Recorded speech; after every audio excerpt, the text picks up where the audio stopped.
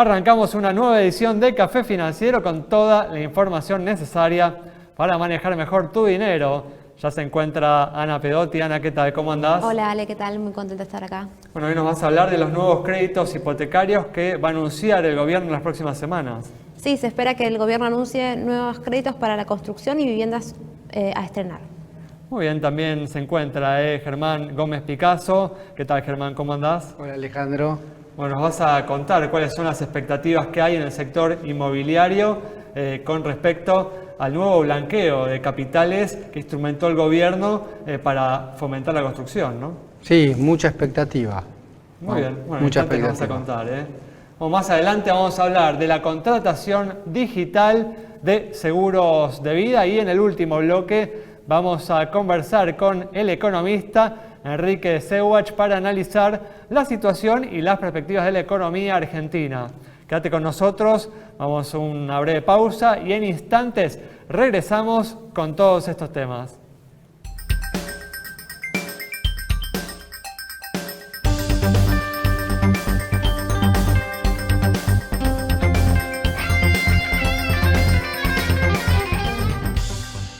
Arrancamos el programa de hoy con información sobre el nuevo plan de créditos para la vivienda, sobre el cual se encuentra trabajando el gobierno y que se anunciaría en las próximas semanas. ¿Qué información, Ana, tenemos hasta ahora de este tema?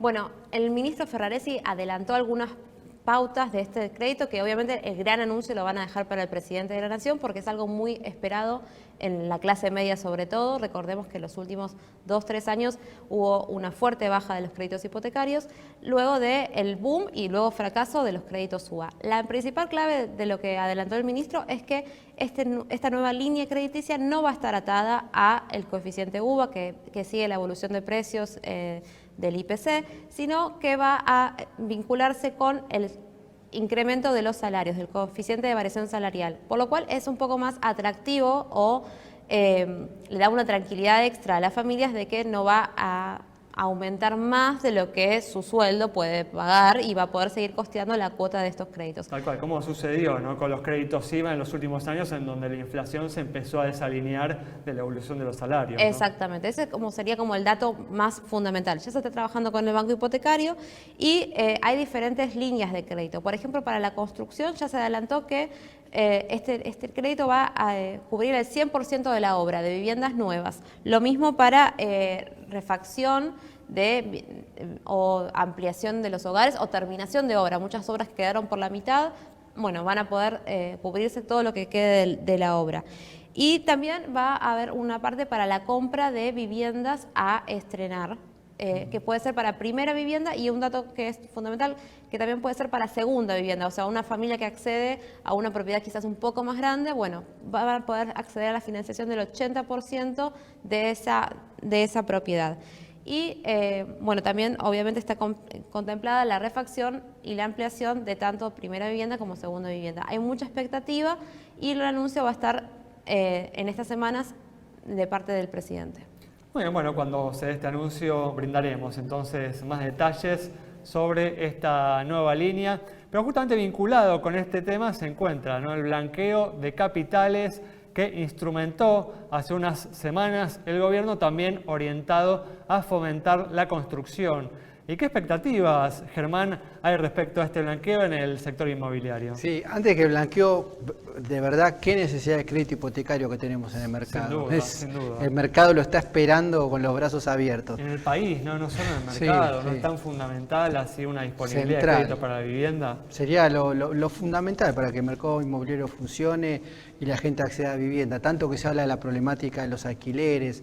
Pero bueno, el tema del blanqueo que ya es ley hace más de 10 días, salió publicado en el boletín oficial, la verdad que genera muchísima expectativa porque es un blanqueo que suena muy atractivo para quien tiene pesos o dólares no declarados.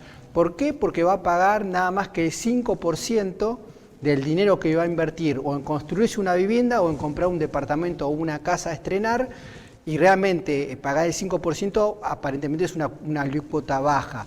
El tema es que hay 120 días nada más para entrar a este blanqueo y empiezan a regir desde que salió publicada la ley en el boletín oficial, y lo que se está esperando es que se reglamente la ley, porque hay algunas dudas, ¿no?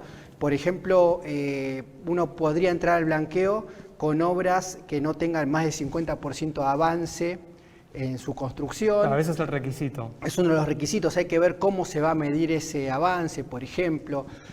Cómo se va a tomar si uno, por ejemplo, declara dólares, cómo se van a tomar esos dólares. Se estima que uno va a depositar los dólares en una cuenta especial y se los va a tomar la cotización del dólar líquido, El contado con líquido. Entonces, a partir de ahí, se espera que la tasa esa baje, porque de hecho el dólar contado con líquido tiene una cotización hoy más alta que el dólar billete, Exacto. Dólar paralelo.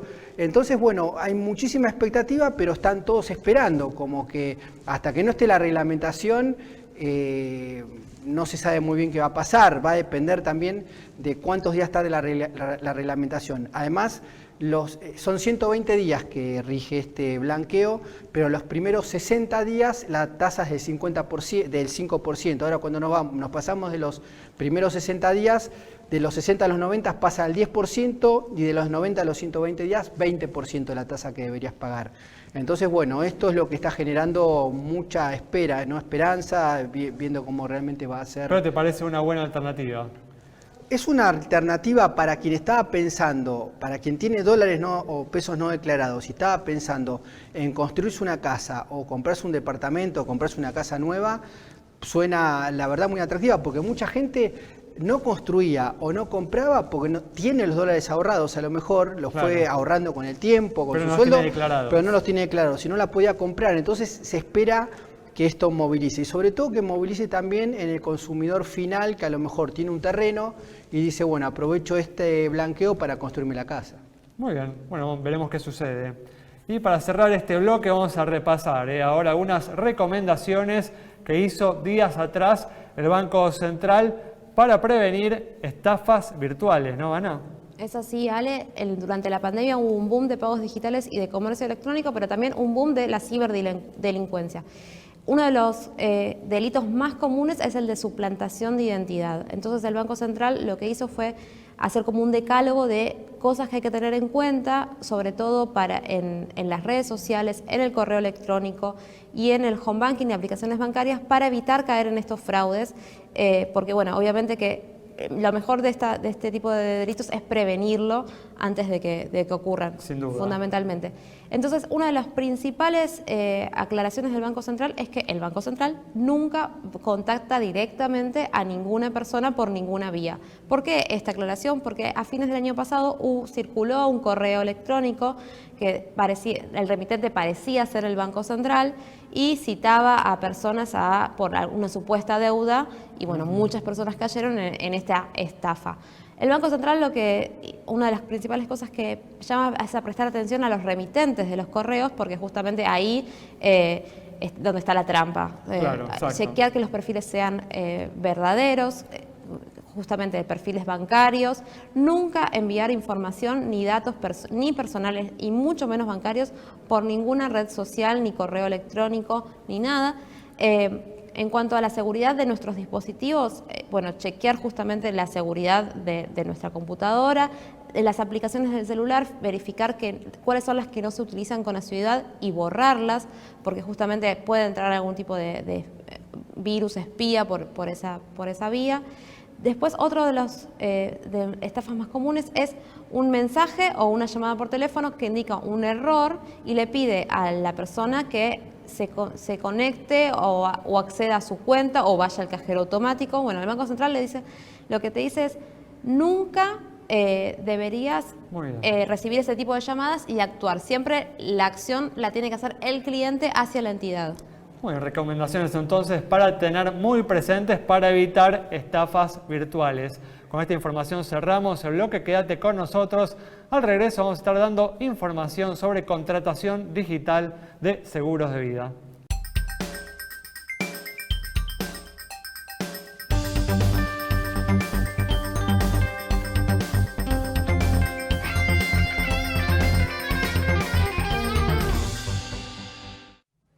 Muy Muy bien, arrancamos este segundo bloque, como todos los viernes, dedicado a conocer en detalle un producto, un servicio de seguros, de bancos. Y hoy vamos a hablar de la contratación digital de seguros de vida. Para ello estamos con Nieves Ferretti, que es gerente comercial del canal Paz y Brokers de CNP Seguros. Nieves, ¿qué tal? ¿Cómo andás? Hola Ale, ¿cómo estás? Bueno, gracias por estar aquí. Gracias por la invitación. Y bueno, contémosle al público cómo es la contratación, ¿no?, digital de seguros de vida, que es un producto complejo, ¿no? No es un seguro para el auto, ¿no?, o para la moto. Exactamente.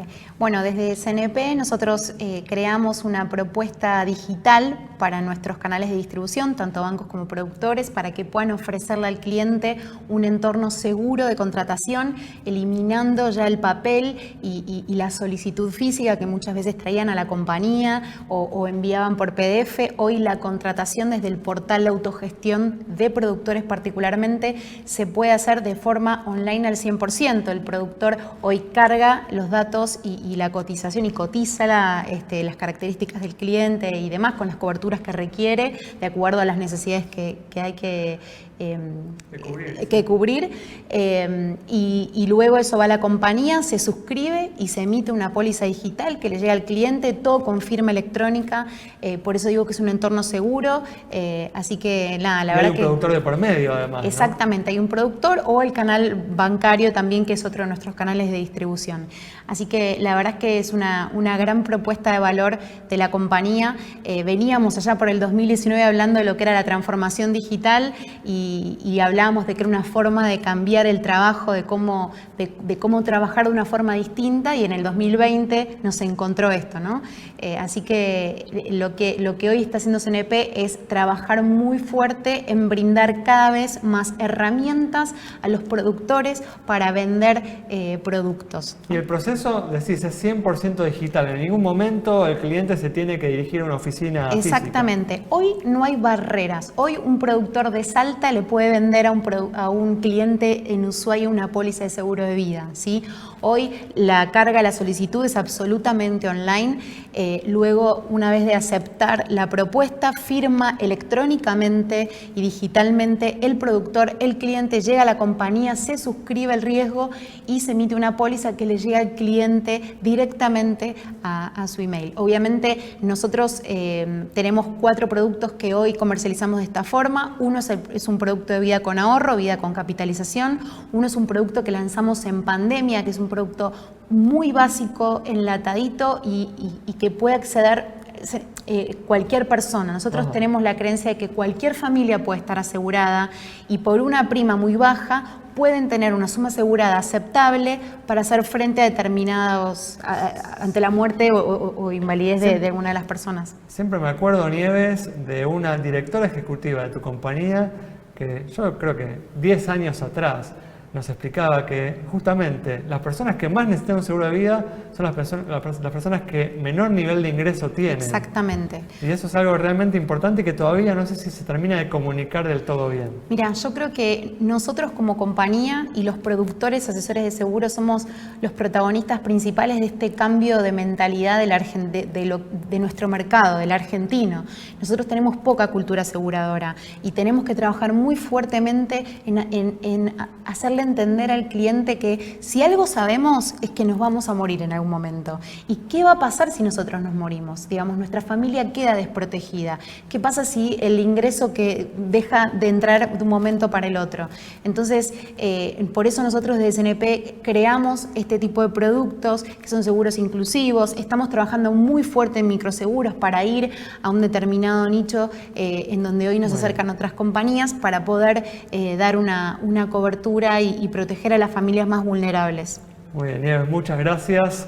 Información Gracias. Entonces de seguros de vida, una cobertura realmente importante y que uno tiene que considerar. Quédate con nosotros. Al regreso de este corte vamos a estar dialogando con el economista Enrique Sewach.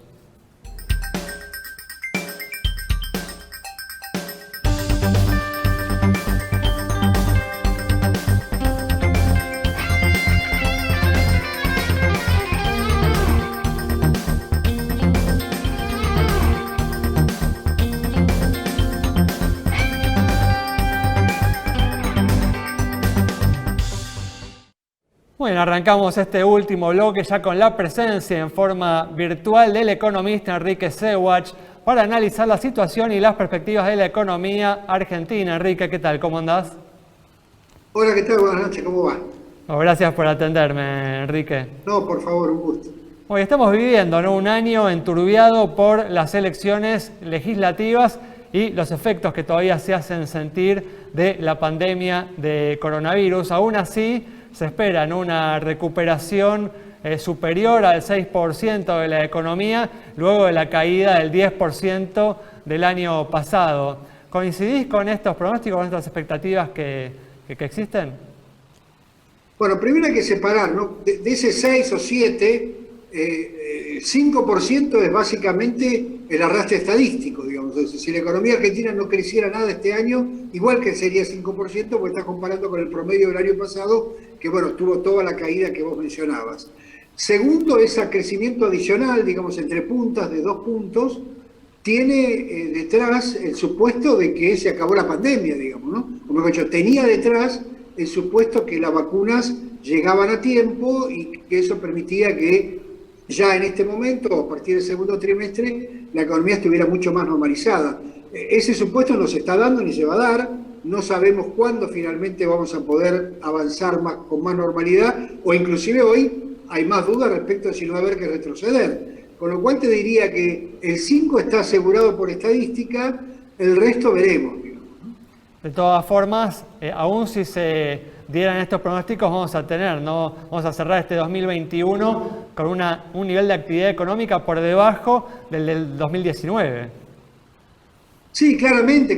Para recuperar el 2019 deberíamos estar creciendo. Bueno, a ver, Argentina va a recuperar el nivel prepandemia si crece al 3-4% anual recién en el 2023, o sea que claramente vamos a estar por debajo de ese nivel en los próximos años. Hoy la pregunta, ¿no?, que uno se hace frente a este panorama es hasta qué punto esto va a ser resultado, ¿no?, de la pandemia y hasta qué punto es producto de la gestión económica de este gobierno. Bueno, me parece que es difícil separarlo, ¿no? A ver, la gestión económica se ve, por supuesto, influida por el problema de la pandemia, pero claramente se ha manejado todo el tema pandemia desde el punto de vista económico, me refiero, bueno, ni que hablar del tema sanitario, pero concentrémonos en lo económico, digamos, con cierta liviandad. O sea, se abusó de la emisión monetaria, porque se abusó del gasto que no hacía falta hacer el año pasado. Este año va a haber más expansión del gasto todavía, porque como vos lo mencionaste, es un año electoral, y todo financiado por el Banco Central, directa o indirectamente, o con emisión o con liberación del ELIX. Así que claramente, digamos, estamos en un escenario que obviamente no podemos desconocer el problema del COVID, pero está claro que aún con ese escenario se ha abusado del remedio emisión, ¿no? Tal cual. Estamos acá con Ana Pedotti, que te va a hacer una pregunta, Enrique. ¿Qué tal, Enrique? ¿Cómo estás? Hola, Ana. Quería saber cómo ves que va a seguir la calma cambiaria en estos próximos meses, sobre todo a partir del segundo trimestre, y si qué rol va a cumplir la inflación, si el gobierno va a lograr domarla a partir de abril. Bueno, las dos cosas están vinculadas, ¿no? Porque, a ver, la calma cambiaria es básicamente una suba de 100% del tipo de cambio, desde el 2019 para acá, con la expectativa de que como el gobierno está acumulando, bueno, por lo menos no va a perder más reservas o no va a perder muchas reservas en estos meses por la mejora de los precios internacionales de los commodities, básicamente de la soja, y porque eventualmente nos va a llegar el regalo de la capitalización del fondo. Entonces tenés esa calma. Ahora esa calma claramente tiene fecha de vencimiento, porque en la medida que se acercan las elecciones habrá más cambio, habrá otra vez un cambio de portafolio, porque difícilmente la gente o los inversores quieran estar en pesos, quieran pasar la elección en pesos, digamos. Así que yo veo que eso va a empezar a presionar, por lo que hablábamos antes, ¿no? Por el desequilibrio monetario va a empezar a presionar la brecha termina presionando sobre los precios, porque como pasó ya en el 2020, así que me parece que eso va a significar o más profundización de los controles, porque el gobierno va a querer mostrar ante las elecciones, entre comillas, que tiene la inflación bajo control, pero claramente la macroeconomía subyacente para una inflación más alta y para una brecha mayor, ¿no?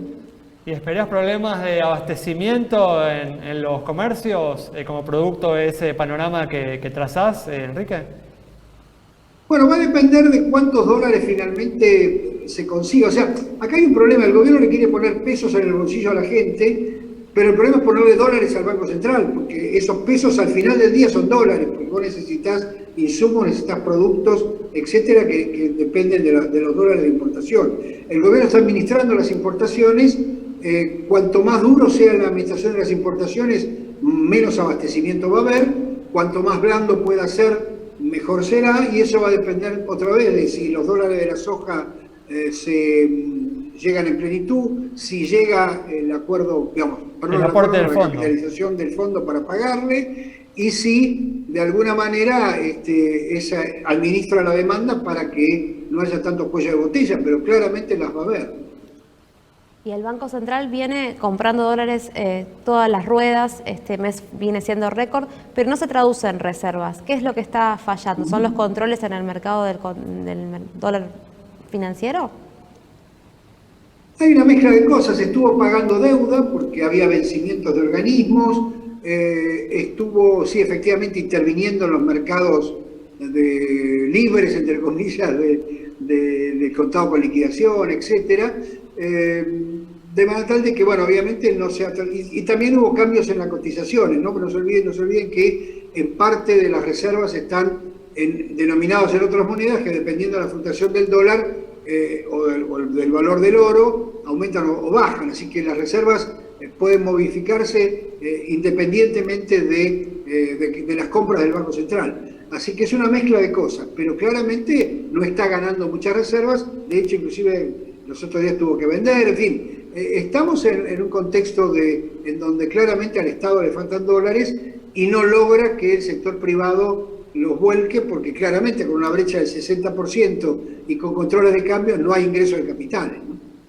¿Crees, Enrique, que el gobierno va a seguir demorando la solución de los problemas que pueden tener costo político hasta después de las elecciones? No solamente hasta después, no sé si alguna vez lo va a solucionar. Digamos, el gobierno de Macri tampoco quiso enfrentar costos políticos muy grandes, ¿no? Entonces, a ver, la Argentina hoy necesita claramente un cambio de régimen.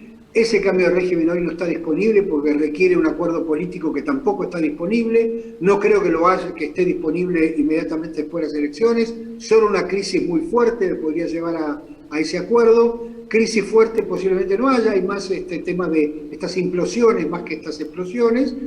Así que no lo sé, claramente hasta las elecciones hay un programa electoral. El año termina con las elecciones y después veremos qué programa surge. Muy bien, Enrique, muchas gracias, muy claro, ¿eh? Cerramos entonces el programa de hoy con el análisis del economista Enrique Seuach sobre la situación que viene mostrando la economía argentina, cuál puede ser el grado de recuperación en este 2021 y lo que puede pasar luego de las elecciones de octubre. Nos reencontramos el próximo miércoles a las 20:30 aquí en Metro.